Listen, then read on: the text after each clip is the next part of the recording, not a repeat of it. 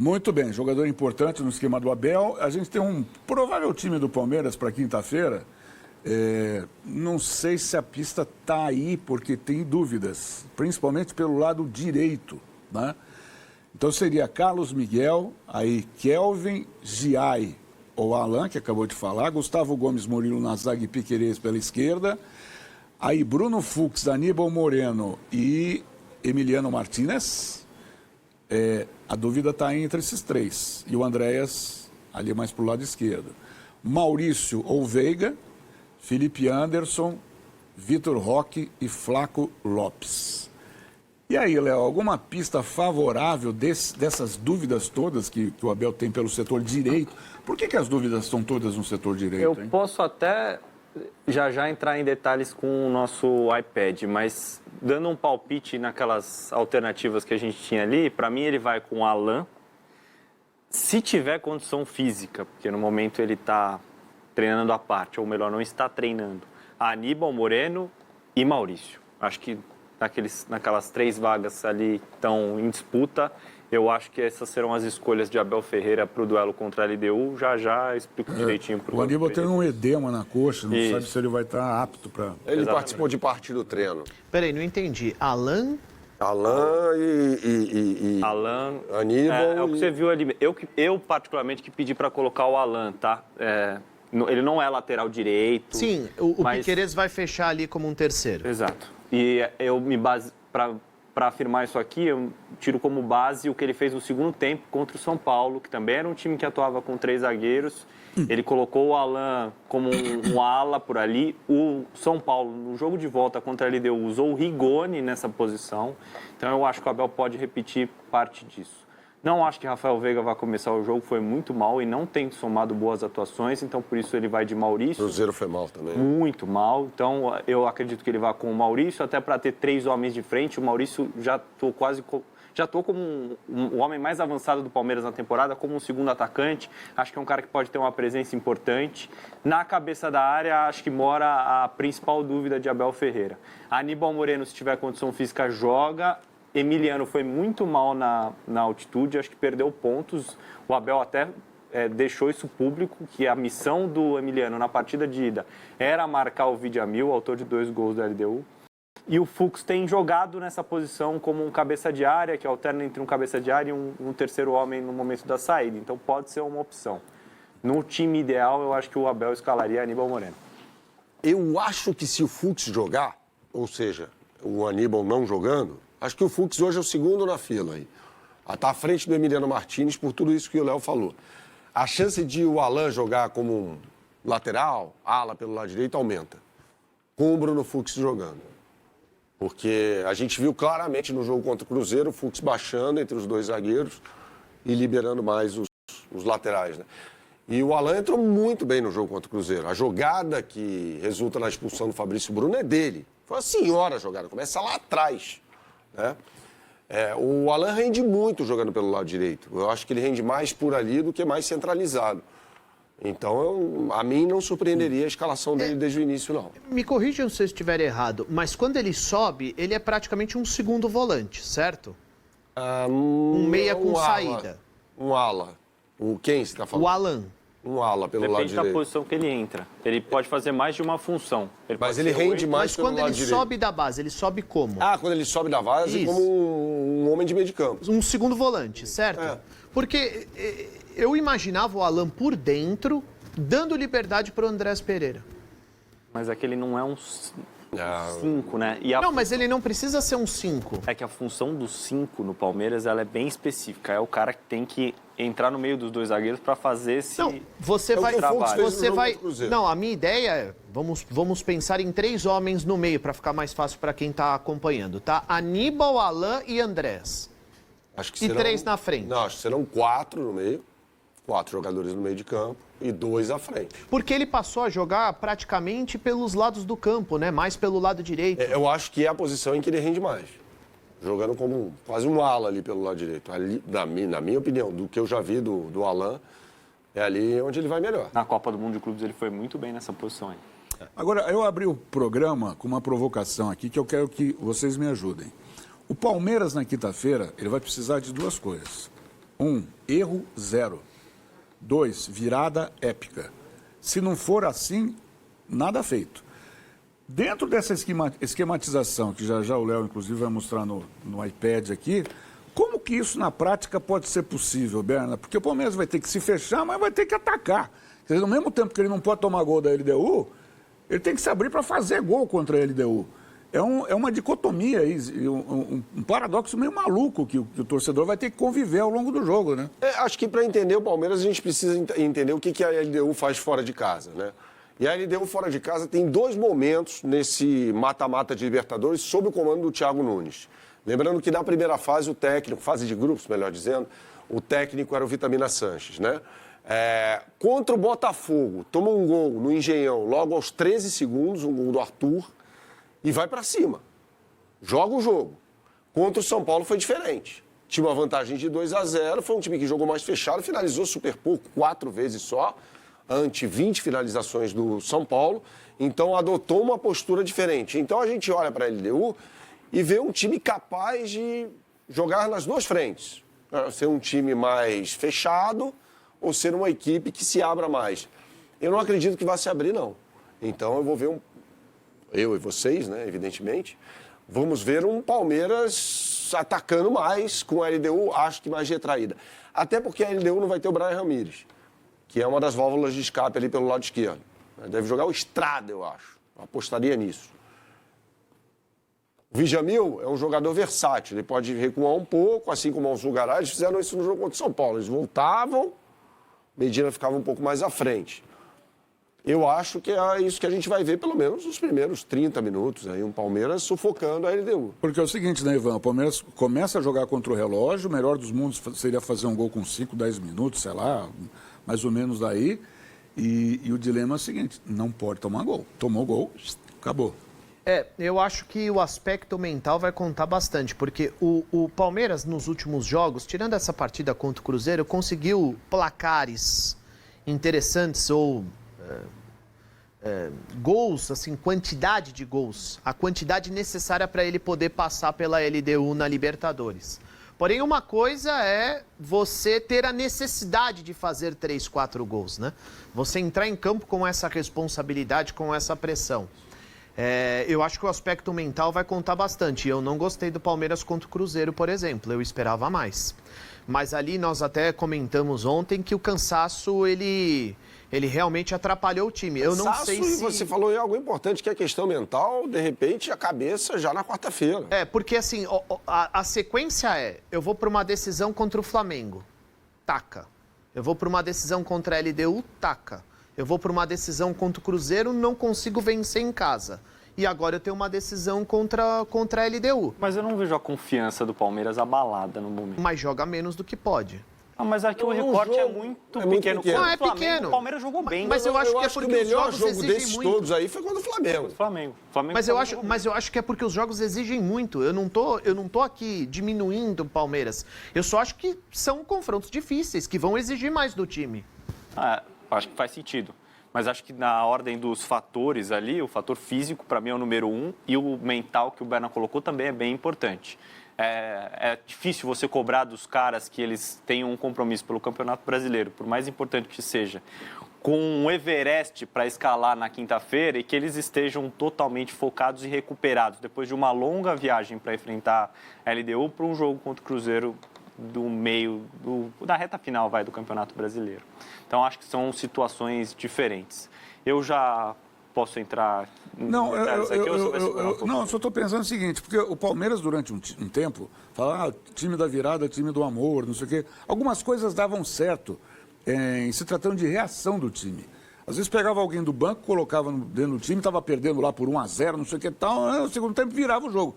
Só que agora, os caras vão olhar para o placar, vai estar escrito lá, LDU 3, Palmeiras 0. E assim, no ano passado foi a mesma coisa. O Palmeiras perde para o Flamengo pela Copa do Brasil no Maracanã, não consegue reverter em casa. Mesmo ganhando o jogo, por exemplo, como aconteceu com o Botafogo. Perde fora, ganha em casa, mas não consegue o placar necessário para passar. E a diferença? Vamos contextualizar esse duelo aí ao qual você se referiu. A diferença entre os dois times foi muito grande nos confrontos. O mandante foi muito superior. No Maracanã, o Flamengo deu um banho de bola no Palmeiras e no Allianz Parque o Palmeiras deu um banho de bola no Flamengo. Me lembro até que o Tite coloca o Davi Luiz no segundo tempo para armar uma linha de 3. Porque o Flamengo era atacado. O Flamengo renunciou ao ataque, o Flamengo foi atacado o tempo todo.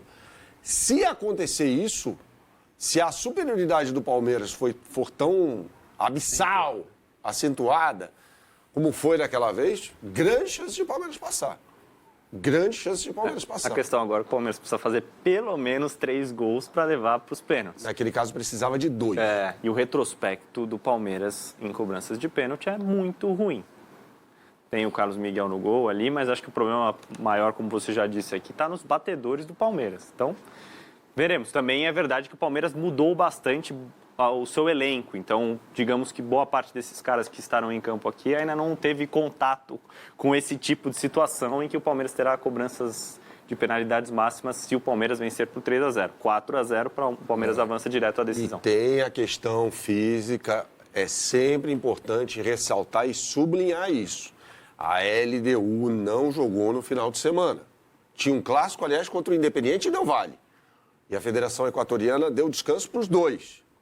Então a LDU vem zerada, de tanque cheio, e o Palmeiras deu all-in, para citar aí o pôquer do Ivan, no jogo contra o Cruzeiro, assim como o Flamengo deu all-in no jogo contra o Fortaleza também. Mas é mais fácil e mais viável você recuperar os jogadores do duelo com o Cruzeiro para esse próximo com a LDU do que era do duelo com a LDU. Evidente, mas é mais fácil ainda para a LDU.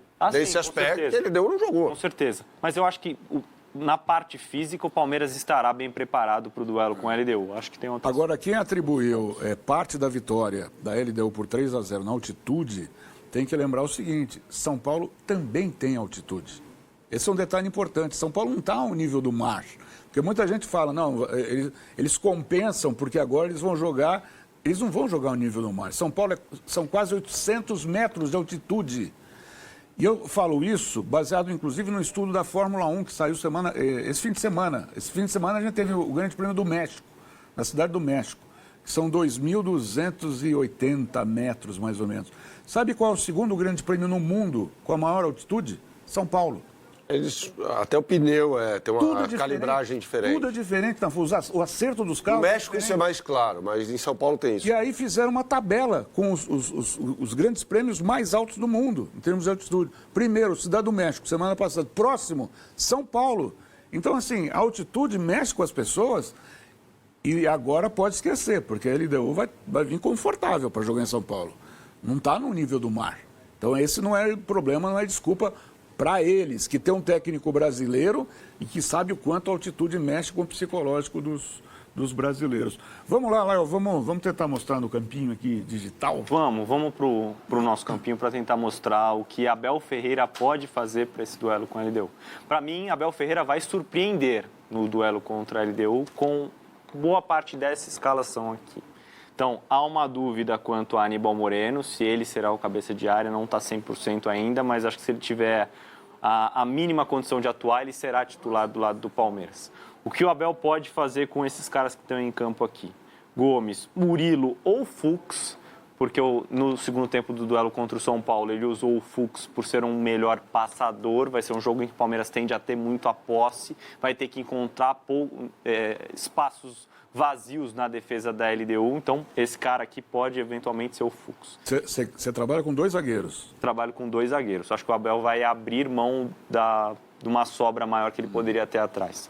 Na prática, quando o Palmeiras não tiver a posse, Piquerez volta, Alan volta pelo lado direito, Felipe Anderson pode continuar fechando esse lado esquerdo, e aí no momento sem a bola, o Palmeiras teria 3 zagueiros, sendo que o Piquerez não é um zagueiro de origem, mas ele já fez esse papel inúmeras vezes, a gente já trouxe aqui várias vezes do Bola Rolando. Quando o Palmeiras tiver a bola, o que é a tendência da partida, ele pode ter o Felipe Anderson um pouquinho mais por dentro, com o Piquerez aberto do lado esquerdo, o Maurício também fechando, com o Alan bem aberto. Aníbal Moreno fazendo a saída de 3 e o Andrés Pereira à frente deles. Aí, nenhuma novidade, o Aníbal está mais do que acostumado a executar essa tarefa, assim como o Andrés Pereira. Os lados do Palmeiras podem funcionar de formas diferentes. Por quê?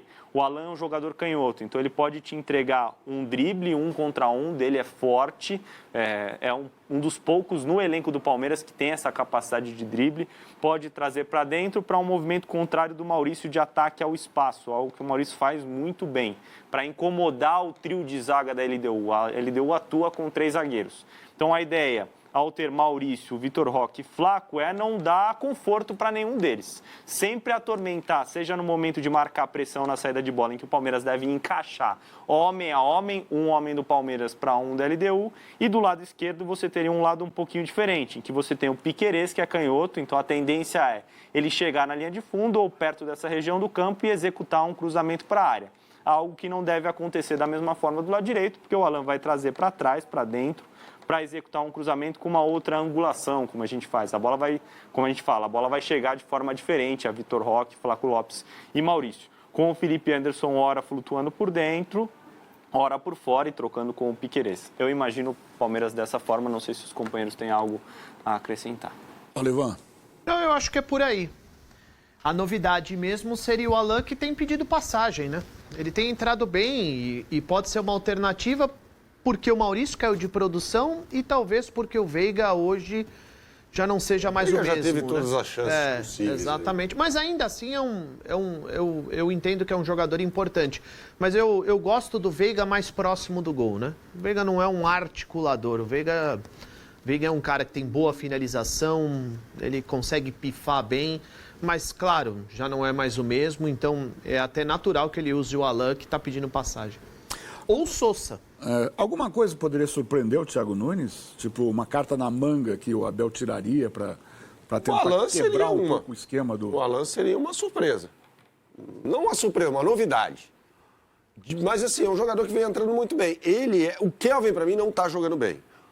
Pode ser resquício ainda da lesão sofrida. Nos últimos jogos, ele não foi bem. Lá na altitude, ele foi péssimo. Concordo. Ele sai para a entrada do GA e aconteceu mesmo na partida contra o Cruzeiro no final de semana. O Kaique deu uma canseira grande nele ali. Então, o Abel poderia unir o útil ao agradável aí. Colocar um jogador que está pedindo passagem, como disse o Ivan, que é o Alan, tirando um cara que não está bem, que é o Kelvin. O Giai é o segundo nessa hierarquia. O Giai é um jogador que tem um perfil mais defensivo. O Palmeiras precisa agredir, então o Alan seria um jogador ideal para fazer isso. O que eu acho que vai acontecer na LDU, definitivamente, a LDU joga com 3 zagueiros. O zagueiro do lado esquerdo é um cara chamado Quinones. E essa, para mim, foi uma das grandes surpresas do Thiago Nunes no jogo de ida, porque o Quinones passava o tempo todo ali pelo lado esquerdo. E isso não vai acontecer. Vai ser uma enorme surpresa para mim se o Quinones virar quase que um lateral pelo lado esquerdo. Não.